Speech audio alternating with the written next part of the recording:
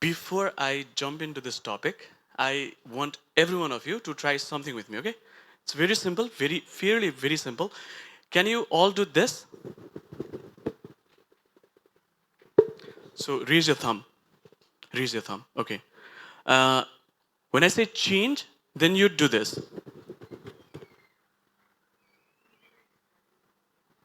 So thumb down and index ahead. So when I say change, do this. Okay, change, change, change. Okay, slight difficulty. I'll try and add slight difficulty. Now, when I say change, one index finger should be pointing, whereas the other thumb should be raised, like this. Now, when I say change, change it. Change, change, change, change, change. I know it's difficult. Today, I am here to tell you a story that you have probably heard it thousands of times. The story of the tortoise and the rabbit. And I think all of us know this story, right? It's a very simple story. The story goes like the rabbit challenged the tortoise for a race where the rabbit was very confident that he would win the race, ran half of the race, felt too confident, decided to rest for a while, then took a nap. That nap got a bit longer, and in the meantime, the tortoise kept walking and kept walking and kept walking. And finally, the tortoise won the race. And we're really happy about this story because it talks about the persistence and doing things continuously. And we're really happy about the tortoise, right? What about the rabbit? Have we ever thought about what happens to the rabbit? We're never culturally tuned to think from the rabbit or for the rabbit. I am sure the rabbit is going through a lot. Really sad because he could not win the race. Really afraid, really feared because every other animal is probably going to judge him. Really angry with probably himself because he took a nap. That is a pretty stupid thing to do. And really surprised that the tortoise actually won the race and disgusted about the whole thing.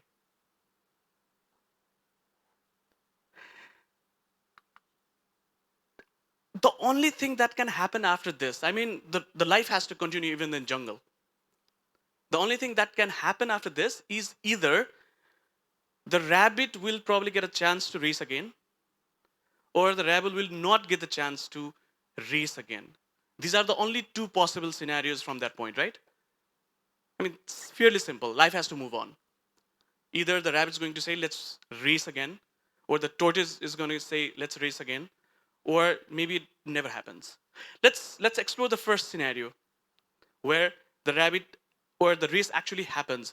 So I think when we have to think of a scenario where rabbit would have to race again, or rabbit and tortoise have to race again, I think something should happen. Let's try and think for the rabbit. What kind of things the rabbit might have to go through in that process of preparing himself for the race. So maybe the first thing the rabbit will probably have to do is manage the emotions. Probably is he's going through a very difficult time of so many mixed emotions, emotionally not ready for the next race. So the first thing the rabbit has to do is be prepared for the next race. First, I think the rabbit has to do is be emotionally ready. And to do that, I think he has to do accept. What he has to do is accept his emotions. He's probably angry. Okay, I'm angry. I was stupid to do that. Okay, I am afraid that I might lose again because I actually lost one time. So there are so many emotions. I think that's when the rabbit actually has to acknowledge the emotions the rabbit is going through and try and feel that, okay, maybe I should try it again. I should not give up. I think that kind of emotion has to be brought up into his mind. So once rabbit would do that, The second thing that he has to do is internally reflect about what happened. Okay, let's now, I think when someone is emotionally ready, when the rabbit is emotionally ready, that's only when rabbit would be capable of thinking. Okay, let's think what happened. So what did wrong? What went wrong? What I could have done better? So was it not fast enough? Or what actually happened that I lost the race? I think that's when the internal reflection would happen for the rabbit. And I am sure the rabbit would come up with an idea, okay, maybe this time I am not taking the nap. I'm not resting. Or even if I'm resting, I'm just resting, not taking the nap. Even if I'm taking the nap, I'm taking it for a very short time. Or I'll put an alarm. I don't know. I mean, the person can think. I mean, the rabbit can think. Then after a rabbit has done that reflection, maybe then a rabbit can talk to other friends as well, because other animals might have seen that race and they might have opinions and ideas. So it actually gives opportunity for the rabbit to go and talk and listen to ideas, or even just talk to other animals or other rabbit friends and say that I lost the race. I felt bad. Now I'm thinking to do it again. So I think the rabbit would go and talk to other people and start other animals and start doing reflection with other animals. I think when rabbit would do that,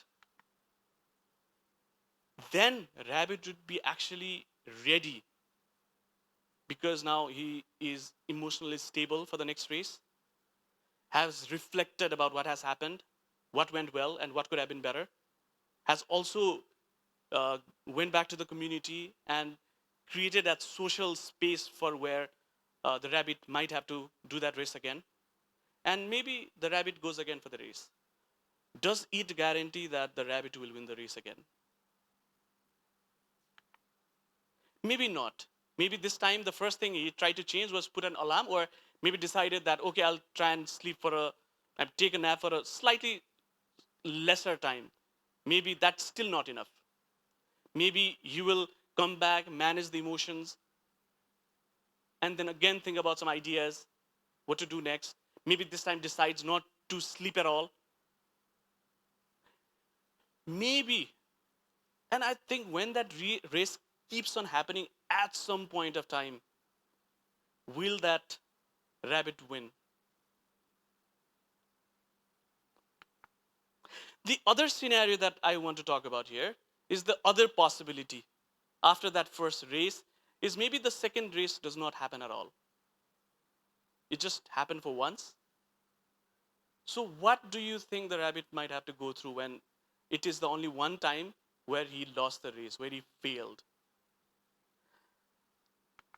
Still, the rabbit would probably have to go through managing the emotions.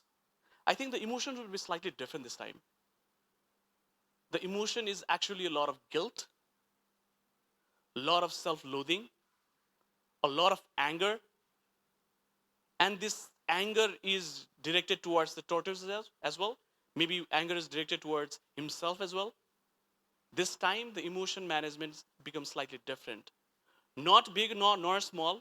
The emotions are just different because there's no second chance here.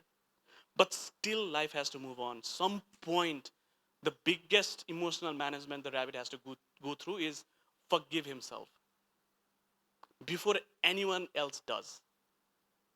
That's the only way rabbit would be able to even think about what actually happened, where he lost the race and that race is never going to happen. The only rational space the rabbit can create is when he would forgive himself, acknowledge the emotions, accept that he lost the race. I think when rabbit would do that, then I think then the rabbit would get into a space where he'll start to think, okay, I am not going to have this race again, but maybe, like, maybe I can just reflect. Now I don't feel bad about it. Maybe I don't feel angry about it. Maybe I don't have any of the emotions to process anymore. Maybe I'm able to think now. Okay, am I that procrastinating that I sleep? Am I that lazy that I sleep all the time?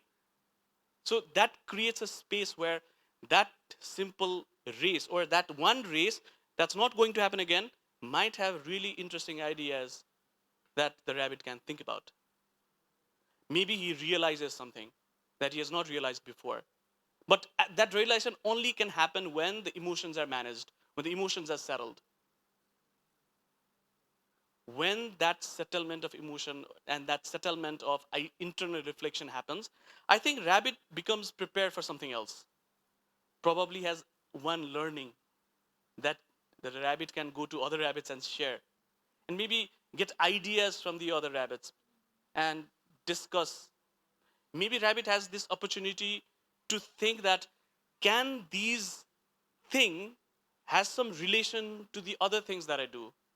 Am I sleeping in something else? Am I not realizing? Am I being lazy for something and that I'm not realizing? So it opens when the rabbit is emotionally ready, when the rabbit is okay to think logically and rationally about the issue, then the rabbit becomes prepared to talk to the community, to talk to the other people.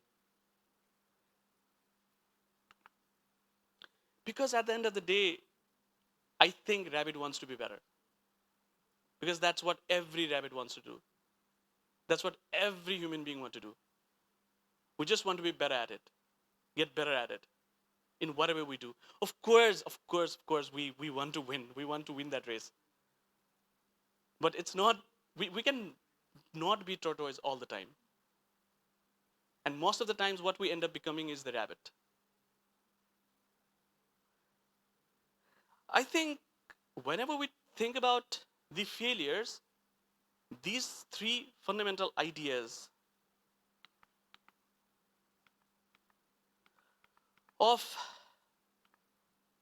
managing your emotions, even if the race is happening or not happening, one has to acknowledge, accept, and settle with the emotions, because emotions are very powerful, positive or negative. Until and unless someone's emotionally ready to do something or not do something, they're not ready. And until and unless someone is ready to think internally, they're not ready to talk or listen ideas from the other people or other rabbits as well. We tend to think of failures as something that we want to avoid all the time. Of course, everybody wants to avoid failure all the time. We don't want to be that in that space where we are the rabbit and we have to go through that emotional space of difficulty, self-loathing, anger, disgust, sadness. We don't want to think so much.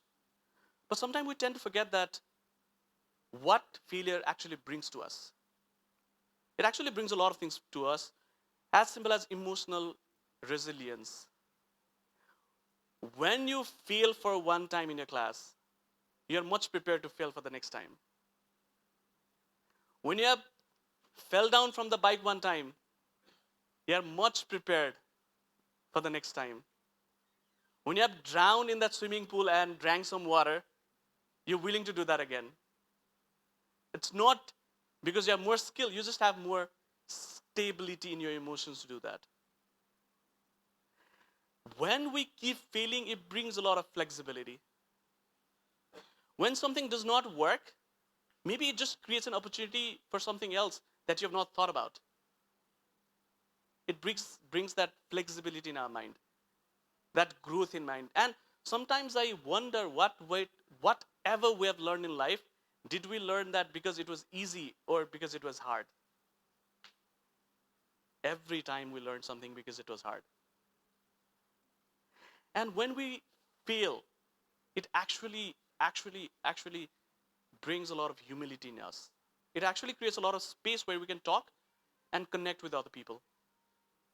When we actually have accepted these emotions and accepted new ideas and started or accepted to talk to other people about it, it brings a lot of community around us, a community that constructs us to be better. Because failure is absolutely necessary. I cannot stress it enough. Absolutely. Let's go back and do that again. The first exercise that we did. Change. One index, one thumb. Change, change, change. You probably are feeling, I'm sure that almost all of you are feeling trying to do that. But I don't think you actually go through that emotional trauma of failing an exam. You actually go through it, you just through it so fast, it just helps that the other one is failing on my side. And you are so okay trying it again because everyone else is trying. It just has that community effect of trying it again. Failure is not bad as long as it's fun, as long as we do it fast, as long as there's some fun in trying it again. Failure can be really, really empowering. Failure can be fun.